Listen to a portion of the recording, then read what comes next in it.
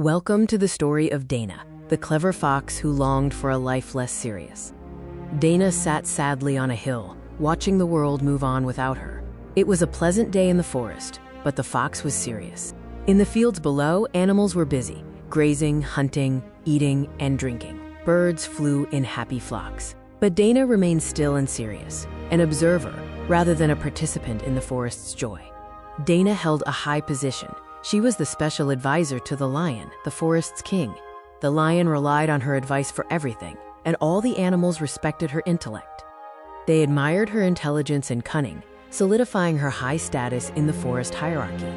Despite the admiration, Dana was tired. Her role had become a burden, not a source of pride. She sighed, watching other animals laugh and play.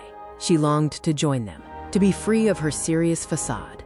But whenever she tried something silly, the other animals' surprise and expectation made her retreat in embarrassment.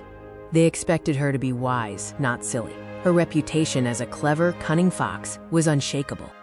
The saying, "as cunning as a fox," followed her, but she began to see her intelligence as merely taking advantage of others' foolishness. She no longer valued this cunning, feeling it was simply about exploiting situations rather than genuine wisdom. Dana remembered her past, where her quick wit had served her well, building her reputation. She recalled hunting with the lion and wolf and how she cleverly gave all the credit to the lion, saving her own life. And the time she couldn't reach the ripe grapes, declaring them sour to protect her pride, even though they were sweet. Now, tired, hungry, and deeply sad, she felt trapped by her own reputation. That night, the animals gathered.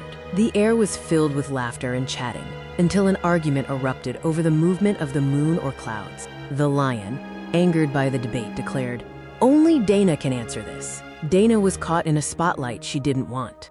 Trapped, Dana offered a non-answer. If the moon is still, the clouds are moving, and if the clouds are still, the moon is moving.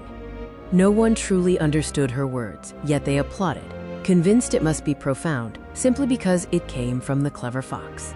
Dana silently got up and slipped away, disappearing into the darkness, leaving her reputation behind, seeking a life outside the clever fox's trap.